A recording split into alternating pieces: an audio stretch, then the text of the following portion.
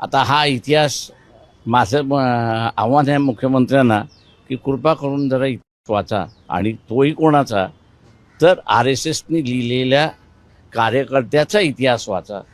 तर अशी स्टेटमेंट्स मुख्यमंत्री करणार नाहीत असं मला वाटतंय. राज्यात सुरू असलेल्या टिपू सुलतान प्रकरणावर प्रकाश आंबेडकर यांनी तीव्र प्रतिक्रिया दिली असून त्यांनी थेट मुख्यमंत्री देवेंद्र फडणवीस यांना फटकारले आहे.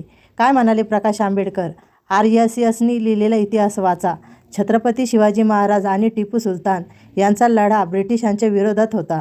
शिवाजी महाराज होते, टिपू सुलतान होते. राज्यात सुरू असलेल्या टिपू सुलतान प्रकरणावर प्रकाश आंबेडकर यांनी तीव्र प्रतिक्रिया देत थेट मुख्यमंत्री देवेंद्र फडणवीस यांना सवाल केला. काय म्हणाले प्रकाश आंबेडकर?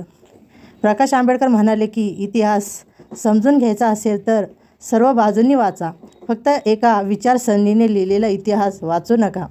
RSSनी लिहिलेला इतिहास वाचा असे म्हणत त्यांनी उपरोधिक टीका केली आणि इतिहास राजकारणासाठी वापरला जात असल्याचा आरोप केला.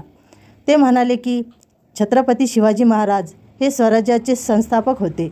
त्यांचा लढा मुघल आणि आदिलशाहीसारख्या सत्ताविरुद्ध स्वराज्यासाठी होता. टिपू सुलतान यांचा संघर्ष प्रामुख्याने ब्रिटिश ईस्ट इंडिया कंपनीविरुद्ध होता. त्यांनी इंग्रजाविरुद्ध 4 युद्धे लढली. आंबेडकर यांनी स्पष्ट केले की शिवाजी महाराज आणि टिपू सुलतान हे वेगवेगळ्या काळातील आणि वेगवेगळ्या प्रदेशातील शासक होते. दोघांची भूमिका, परिस्थिती आणि संघर्ष वेगळे होते. त्यामुळे दोघांची तुलना करून समाजात वाद निर्माण करणे योग्य नाही.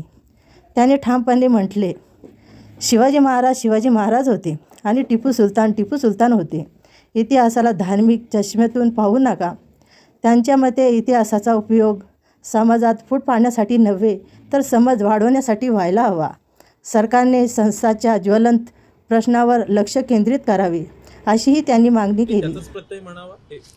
मी असं म्हणेन मी असं म्हणेन तिथे की शिवाजी महाराज होते, टिपू सुलतान होते. दोघांचाही लढा ब्रिटिशांच्या विरोधात होता. औरंगजेबबरोबर एक शिवाजी महाराजांचा लढा होता. टिपू सुलतानचा लढा हा ब्रिटिशांच्या विरोधात लढा होता. टिपू सुलतानच्या हरवण्याच्या ह्याच्यामध्ये पेशवाई जॉईन झाली.